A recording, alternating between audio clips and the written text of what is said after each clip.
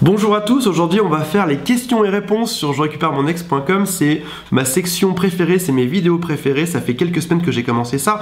Tout d'abord je vais vous montrer quelque chose, je vais vous montrer la gueule de mon Facebook. J'ai des messages de partout, il y en a ici, il y en a là, alors des notifications je vous en parle même pas, j'en ai partout et je pense que, allez, en gros en une heure je dois recevoir quelque chose comme une vingtaine de messages. Alors pour que ce soit plus simple, pour que je puisse répondre aux meilleures questions et que ça vienne pas influencer mon Facebook, il n'y en ait pas de partout dans tous les sens, j'ai créé un fichier. En cliquant juste ici, vous pouvez y avoir accès. Dedans, vous remplissez simplement votre pseudo et la question que vous voulez me poser. Et après ça, je les traite dans ces vidéos, donc ça devient super simple. Je vais tout de suite regarder la toute première question qu'on m'a posée. C'est Romain qui me demande: existe-t-il un comportement différent à adopter lorsque le next ressemble à un rebond?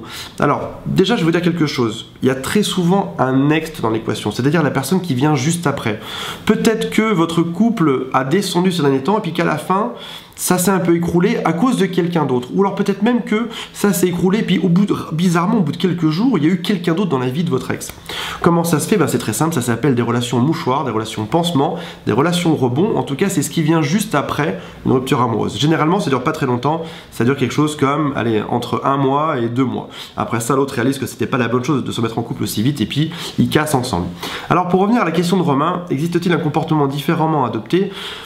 Non, lorsqu'il y a un next, de toute manière, on le considère obligatoirement comme une relation rebond. Sinon, ça veut dire que c'est foutu. Bien sûr, si l'autre s'est remis avec quelqu'un, va se marier, etc., on va pas l'insister pour s'en mettre avec eux. C'est pas dans la mentalité du site.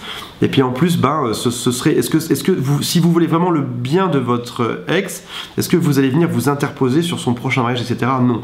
On considère de toute manière sur JRME que la relation d'après, elle est rebond. On la traite comme telle. Après ça, on n'aura raison pas de voir que ça va s'effondrer au bout d'un mois ou deux, mais en tout cas, on la considère à la base comme une relation rebond. Donc le comportement, il est le même. Tant qu'il y a un ex, d'ailleurs, une très belle formation sur le site, je vais vous mettre le lien juste ici, qui s'appelle Récupérer son ex dans les bras d'un autre. Deuxième question de Christou. Comment je peux réussir à récupérer mon compagnon après que sa fille ait assisté à une très grosse dispute et qu'elle a peur que je revienne, sachant qu'il m'aime encore? Alors, lorsqu'un enfant assiste à une dispute, c'est perturbant, je vous apprends rien, c'est peut-être même traumatisant en fait de voir que deux adultes s'engueulent et puis après ça il y a une rupture amoureuse, peut-être qu'il y avait d'autres enfants dans l'équation, peut-être que les enfants sont fragiles. Une chose est sûre, c'est que les enfants ne devraient jamais être mêlés à ce genre de dispute, de manière générale. Si malheureusement c'est arrivé, bien sûr que c'est perturbant et bien sûr que c'est normal que la fille en l'occurrence n'ait pas très envie de revivre ça parce que on a l'impression que son père, on lui enlève, que son père est fâché, que son père est triste, elle a vraiment surtout pas envie d'être là-dedans. Donc la chose à faire dans ce cas-là, Christou, c'est de vous revoir que tous les deux.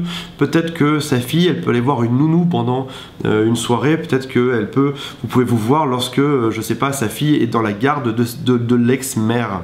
Et dans ce cas-là, vous vous retrouvez juste tous les deux. En tout cas, recréez un noyau dur. Lorsque vous sentez qu'il y a des faiblesses, lorsque vous sentez que tout va bien, amenez les enfants. Si vous sentez qu'il y a des faiblesses dans ces cas-là, les enfants, vous les mettez juste de côté. Et puis vous attendez tranquillement que ça se répare dans votre couple. Et puis après ça, vous les remettez dans l'équation. Comme ça, c'est plus simple.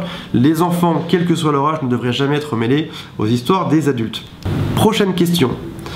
Mon ex m'annonce qu'elle va se marier. Je l'aime encore et je ne sais pas quelle attitude adopter. Merci d'avance pour votre réponse. Alors, comme on l'a vu précédemment, lorsqu'on se quitte pour une raison ou pour une autre, lorsque l'autre va refaire sa vie et va même se marier avec quelqu'un d'autre, on ne va pas les empêcher de se marier. Si on veut le bien de quelqu'un, on va juste les laisser, on va juste être heureux pour eux. Et ce serait même en fait super égoïste d'ailleurs au passage. C'est quelque chose qui est même révoltant, je trouve.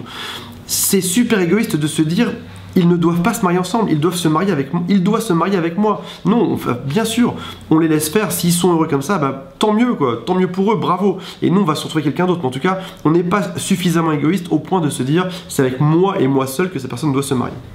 Quatrième question aujourd'hui. Dans son dernier email, mon ex m'écrit qu'il culpabilise et que le temps qui passe va faire disparaître cette culpabilité. Et aussi qu'il a un sentiment d'inachevé et qu'il déteste ça par-dessus tout. Alors, on va commencer par clarifier les choses. Toute personne qui quitte a un sentiment de culpabilité. C'est normal. Lorsqu'on a passé des années avec quelqu'un et que d'un coup on part et qu'on le rend triste et qu'on le fait pleurer, même si on n'est plus très amoureux, on se sent forcément mal parce que personne n'aime faire pleurer des gens, personne n'aime rendre triste des gens. Et le temps qui passe qui fait disparaître ça, la culpabilité, ça aussi c'est tout à fait normal. On a un gros pic de culpabilité au début, et puis après ça redescend tranquillement.